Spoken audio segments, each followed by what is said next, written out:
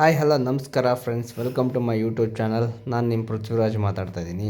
ಇವತ್ತು ನಾನು ಊರಿಗೆ ಬಂದಿದ್ದೆ. ಸೊ ಏನಕ್ಕಪ್ಪ ಅಂತಂದರೆ ನೋಡ್ಬೋದು, ಮಾವಿನಕಾಯಿನ ನಮ್ಮ ತೋಟದಲ್ಲಿ ಇಳಿಸ್ಬೇಕಾಗಿತ್ತು. ಸೊ ನೋಡಿ, ಎಲ್ಲದು ರೆಡಿ ಮಾಡ್ಕೊಂಡಿದ್ದೀನಿ. ಬನ್ನಿ ಇವಾಗ ನಮ್ಮ ತೋಟದ ಹತ್ರ ಹೋಗೋಣ. ಸೊ ಇದು ನಮ್ಮ ತೋಟಕ್ಕೆ ಹೋಗೋ ರೋಡು. ನಾನು ಬೆಂಗಳೂರಿಂದ ಬರುವಾಗ ಯಾವುದೇ ವೀಡಿಯೋ ಮಾಡೋಕ್ಕಾಗಿಲ್ಲ.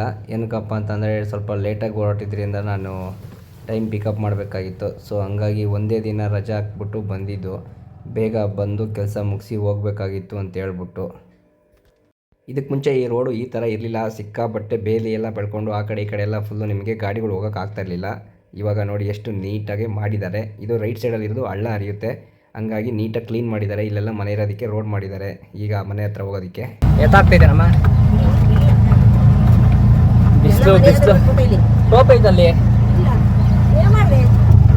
ಇಲ್ಲ ಹಿಂದೆಗಡೆ ಐತೆ ಬಿಡಿ. ಹ್ಞೂ, ಇಲ್ಲೆಲ್ಲ ಮನೆ ಕಟ್ಬಿಟ್ಟವ್ರೆ ತೋಟಕ್ಕೆ ಹೋಗೋ ರೋಡಲ್ಲೆಲ್ಲ.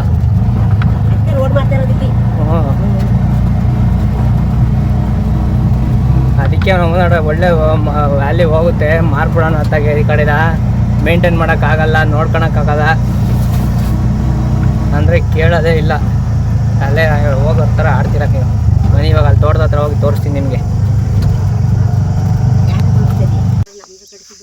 ಹ್ಞೂ,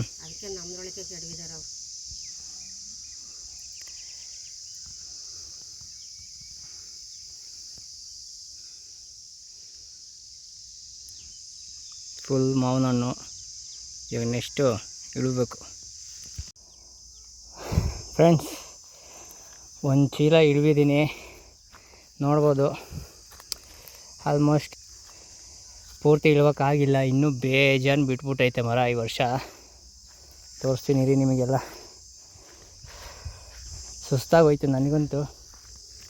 ಸೊ ನೋಡಿ, ಇನ್ನೂ ಬೇಜಾನ್ ಬಿಟ್ಟಿದೆ. ನಿಮ್ಗೆ ಬಿಸಿಲಲ್ಲಿ ಕಾಣಿಸ್ತಾ ಇಲ್ಲ. ಇವಾಗ ಇಳಿವಿರೋದೇ ಒಂದು ಚೀಲದ ಮೇಲೆ, ಒಂದು ಚೀಲ ಹತ್ತತ್ರ ಆಗಿದೆ ನೋಡ್ಬೋದು ಅಲ್ಲಿ. ಇನ್ನೂ ಇದು ಬಾಕ್ಸಲ್ಲಿ ಇದ್ರಲ್ಲಿ ತುಂಬಿಲ್ಲ, ಪೂರ್ತಿ ಇನ್ನೂ ಬೇಜಾನ್ ಐತೆ. ಕುಯ್ಯೋದು ಬೇರೆ ಸರಿ ಇಲ್ಲ ನಮಗೆ. ಸೊ ನೋಡ್ಬೋದು. ಯಪ್ಪ, ನಂದಂತೂ ಕೈ ನೋಡಿ ಹೆಂಗಾಗ್ಬಿಟ್ಟಿದೆ. ಸಿಕ್ಕಾಬಟ್ಟೆ ಸುಸ್ತಾಗ್ಬಿಟ್ಟಿದ್ದೀನಿ ನಾನಂತೂ. ಇನ್ನು ಮಿನಿಮಮ್ ಅಂದರೆ ಇನ್ನೂ ಒಂದು 4 ಚೀಲ ಆಗುತ್ತೆ. ಹೆವಿ ಸೆಕೆ, ಬಿಸಿಲು ಭಯಾನಕ. ಸೊ ಬನ್ನಿ, ಇನ್ನೂ ಎಷ್ಟೆಷ್ಟು ಚೀಲ ಆಗುತ್ತೆ ಅನ್ನೋದನ್ನ ತೋರಿಸ್ತೀನಿ. ಇನ್ನೂ ತೋರಿಸ್ತೀನಿ ನೋಡಿ. ನೋಡಿ ಇವೆಲ್ಲ ಇನ್ನೂ ಬೇಜಾನೈತೆ, ಭಯಾನಕ ಬಿಸಿಲು ಬೇರೆ. ಸೊ ಇನ್ನೂ ನೋಡೋಣ ಇನ್ನೂ ಎಷ್ಟು ಸಿಗುತ್ತೆ ಅಂತ ವೀಡಿಯೋ ಮಾಡ್ತೀನಿ ರೀ ಫ್ರೆಂಡ್ಸ್. ಮಾವಿನ ಹಣ್ಣು ಇಳಿಸೋಕ್ಕಾಗಿಲ್ಲ, ಸಿಕ್ಕಾಬಟ್ಟೆ ಬಿಟ್ಬಿಟ್ಟೈತೆ. 2 ವರ್ಷಕ್ಕೆ ಒಂದು ಸಲ ಬಿಡೋದು. ಸೊ ನಾನು ಕಟ್ಟಿರೋವಂಥ ಮಾವಿನ ಹಣ್ಣು ಬಿಡಿಸೋದು ಅದು ಆಗ್ತಾಯಿಲ್ಲ. ಅದು ಪ್ರೊಫೆಷ್ನಲಾಗಿ ಬಿಡಿಸೋರಾದರೆ ಆ ಥರದ್ದು ಬಲೆ ಥರ ಇರುತ್ತೆ, ಚೆನ್ನಾಗಿರುತ್ತೆ. ನಾವು ರೆಡಿ ಮಾಡಿರೋದು ಆಗ್ತಾಯಿಲ್ಲ. ಇವಿ ಕಷ್ಟ ಆಗೋಯ್ತು ನೋಡಿರಿ, ಕೈಯೆಲ್ಲ ಗೊಬ್ಬೆದ್ದೋಗ್ಬಿಟ್ಟೈತೆ. ಆದ್ರೂ ಅದನ್ನು ಬಿಡ್ಸೋಕ್ಕಾಗ್ತಾಯಿಲ್ಲ. ಅದಕ್ಕೆ ಇವಾಗ ಹೋಗ್ಬಿಟ್ಟು ಮನೇಲಿ ಒಂದು ಟಾರ್ಪಲ್ ತಂದು ಅದನ್ನು ಕೊಂಬೆಗೆ ಹಾಕ್ಬಿಟ್ಟು ಅಳ್ಳಾಡಿಸ್ತೀನಿ. ಉದುರೋವಷ್ಟು ಉದುರಲಿ, ಬರೋವಷ್ಟು ಬರಲಿ ಹಣ್ಣು, ಇಲ್ಲೇ ಅಷ್ಟು ಹೋಗಲಿ. ಬಿದ್ದರೆ ಕೆಳಗಡೆ ಏಟಾದರೆ ಅದು ಬಂದು ಹಣ್ಣಾಗಲ್ಲ, ಕೊಳ್ತೋಗ್ಬಿಡುತ್ತೆ. ನೋಡೋಣ ಬನ್ನಿರಿ, ಮನೆ ಹತ್ರ ಹೋಗ್ತಾಯಿದ್ದೀನಿ ಇವಾಗ ಏನಾಗುತ್ತೆ ಅಂತ. ಸೊ ನಾನು ಕೆಡವಕ್ಕಾಗಿದ್ದು ಇಷ್ಟೇ. ಸೊ ಇದ್ರ ಮೇಲೆ ನನ್ನ ಕೈಲಿ ಆಗಿಲ್ಲ. ಏನಕ್ಕಪ್ಪ ಅಂದರೆ ತುಂಬ ಹಣ್ಣು ಬಿಟ್ಟಿರೋದ್ರಿಂದ ನಾನು ಒಬ್ಬನ ಕೈಲಿ ಆಗಲ್ಲ. ನನ್ನ ಫ್ರೆಂಡಿಗೆ ಫೋನ್ ಮಾಡಿದೆ, ಯಾರು ಇದ್ದರೆ ಕಳಿಸು ಮಗ ಅಂತ ಹೇಳ್ಬಿಟ್ಟು. ಹಂಗಾಗಿ ಅವನು ನಮ್ಮ ಫ್ರೆಂಡು ಕಳಿಸ್ದ. ಸೊ ಇವರೇ ಇಬ್ಬರು ನಮ್ಮ ಫ್ರೆಂಡ್ ಕಳಿಸಿರೋ ಅಂಥವ್ರು. ಅವರು ಬಂದು ಪ್ರೊಫೆಷನಲ್ಲಾಗಿ ಮಾವಿನಕಾಯಿ ಇಳಿಸೋ ಅಂಥದ್ದು, ಮಾವಿನಕಾಯಿನ ಮರನ ಗುತ್ತಿಗೆಗೆ ಮಾಡ್ಕೋತಾರಲ್ಲ ಆ ಥರ ಮಾಡ್ಕೊಳೋಂಥವ್ರೇ. ಸೊ ಅವನಿಗೆ ತುಂಬ ಐಡಿಯಾ ಇದೆ ಆ ಹುಡುಗನಿಗೆ, ಹಂಗಾಗಿ ಅವನನ್ನು ಕಳಿಸ್ತಾನೆ ನಮ್ಮ ಫ್ರೆಂಡು. ಸೊ ನಮ್ಮ ಫ್ರೆಂಡ್ ಬಂದಮೇಲೆ ತುಂಬ ಬೇಗ ಬಿಡಿಸಿ ಕೊಟ್ಟ. ಸೊ ನಾನು ಅದನ್ನು ಕ್ಯಾಚ್ ಹಿಡ್ಬಿಟ್ಟು ಹಾಕ್ತೆ. ಅವ್ನು ಪ್ರೊಫೆಷನಲ್ ಅದೇ ಕೆಲಸ ಆಗಿರೋದ್ರಿಂದ ಅವನಿಗೆ ತುಂಬ ಐಡಿಯಾ ಇತ್ತು, ಹಂಗಾಗಿ ಮಾಡ್ದೆ.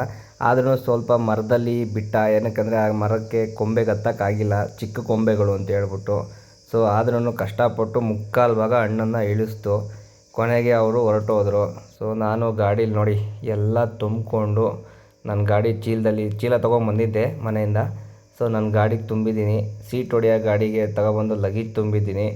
ನೋಡ್ಬೋದು, ತುಂಬ ಹಣ್ಣು ಬಿತ್ತು. ಒಂದು 800-1000 ಹಣ್ಣು ಹತ್ತತ್ರ ಬಿದ್ದಿತ್ತು.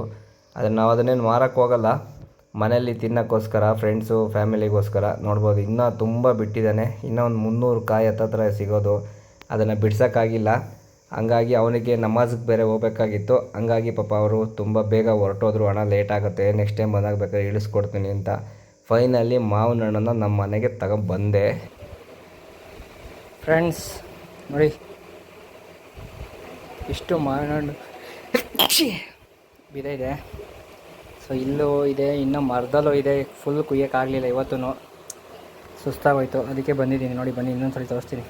ಸೊ ಎಲ್ಲವನ್ನು ತೊಗೊಬಂದು ಫೈನಲಿ ಮನೇಲಿ ಇಟ್ಬಿಟ್ಟು ನಮ್ಮಮ್ಮನಿಗೆ ಹುಲ್ಲನ್ನ ತಂದು ಕೊಟ್ಬಿಟ್ಟು ಹಣ್ಣಿಗೆ ಹಾಕೋದಕ್ಕೆ. ಸೊ ನಾವು ಪೌಡ್ರ್ ಹಾಕಲ್ಲ, ಹಣ್ಣನ್ನು ಹುಲ್ಲಲ್ಲಿ ಹಣ್ಣು ಮಾಡ್ತೀವಿ. ಇದು ನಮ್ಮ ಮರದಲ್ದೇನೆ. ಸೊ ಎಲ್ಲ ಕೆಲಸ ಮುಗಿಸಿ ಕೊನೆಗೆ ನಮ್ಮಮ್ಮನಿಗೆ ಬಾಯ್ ಹೇಳ್ಬಿಟ್ಟು ನಾನು ಹೊರಟಿದ್ದೆ ಬೆಂಗಳೂರು ಕಡೆಗೆ. ಫ್ರೆಂಡ್ಸ್ ಇವಾಗ ಎಲ್ಲ ಕೆಲಸ ಮುಗಿಸ್ಕೊಂಡು ಬೆಂಗಳೂರಿಗೆ ಹೋಗ್ತಾ ಇದ್ದೀನಿ. ಸೊ ನೋಡ್ಬೋದು, ಇವಾಗ ಟೈಮ್ ಬಂದು ಬೆಳಗ್ಗೆ 6 ಗಂಟೆ ಆಗೈತೆ. ಊರನ್ನ ಬಿಟ್ಬಿಟ್ಟು ಇವಾಗ ಹೋಗ್ತಾ ಇದ್ದೀನಿ ಬೆಂಗಳೂರಿಗೆ. ಬೇರೆ 9 ಗಂಟೆ ಕೆಲ್ಸಕ್ಕೆ ಹೋಗ್ಬೇಕು ನಮ್ಮ ಕಂಪ್ನಿಗೆ. ನೆನ್ನೆ ಲೀವ್ ಹಾಕೊಂಬಿಟ್ಟಿದ್ದೆ. ಸೊ ಹಂಗಾಗಿ ಈ ರೋಡ್ ಅಂತೂ ರೆಡಿ ಮಾಡ್ತಾನೆ ಅವ್ರು ಇನ್ನು. ಫ್ರೆಂಡ್ಸ್, ನೀವೇನೇ ಅನ್ನಿ, ನಾವು ಬೆಂಗಳೂರಿಗೆ ಎಷ್ಟೇ ದುಡ್ದು ಸಂಬಳ ತಗೋತಾಯಿದ್ರು ನಿಮ್ಮೂರಿಗೆ ಬಂದ ಖುಷಿ ಇರುತ್ತಲ್ಲ, ಅದು ಯಾವುದೇ ಕಾರಣಕ್ಕೂ ನಿಮ್ಮ ಕೈಲಿ ಊಹೆ ಮಾಡ್ಕೊಳೋಕ್ಕೆ ಆಗಲ್ಲ. ಅಷ್ಟು ಖುಷಿ ಇರುತ್ತೆ. ನಾವು ಬೆಂಗಳೂರಲ್ಲಿ ಪ್ರತಿದಿನ 1000 ಜನ ಜೊತೆ ಕೆಲಸ ಮಾಡ್ಕೊಂಡು ಇರ್ತೀವಿ, ಆದರೆ ನಮಗೆ ಆ ಫೀಲೇ ಕೊಡಲ್ಲ. ಊರಲ್ಲಿ ಬಂದು ನಮ್ಮ ಫ್ರೆಂಡ್ಸು, ನಮ್ಮ ಮನೆ ಅಂತ ಕೆಲಸ ಮಾಡ್ಕೊಂಡಿದ್ರೆ ಅದರಲ್ಲಿ ಸಿಗೋ ಮಜನೇ ಬೇರೆ. ಏನಂತೀರ? ಇಲ್ಲಿ ಕಾಣಿಸ್ತಾ ಇರೋದು ಬಾವಿ ಇದೆಯಲ್ಲ, ಇದೇನೋ ಒಂದು ವಿಶೇಷತೆ ಇದೆಯಂತೆ. ಈ ಬಾವಿಲಿ ಆ ಕಡೆ ದಿಡದಿಂದ ಈ ಕಡೆ ದಿಡಕ್ಕೆ ಕಲ್ಲು ಹೊಡೆದ್ರೆ ಯಾವುದೇ ಕಾರಣಕ್ಕೂ ಬರೋದೇ ಇಲ್ವಂತೆ. ಅದೇನು ಅಂತ ನನಗೂ ಗೊತ್ತಿಲ್ಲ. ನಿಮಗೆ ಯಾರು ಗೊತ್ತಿರೋ ಕಮೆಂಟ್ ಮಾಡಿ. ಫ್ರೆಂಡ್ಸ್, ಇವಾಗ ನೋಡಿ ಸೂರ್ಯ ಮೂಡ್ತಾ ಇದ್ದಾನೆ. ಎಷ್ಟು ಚೆನ್ನಾಗಿ ಕಾಣಿಸ್ತಾನೆ ಸೂರ್ಯ.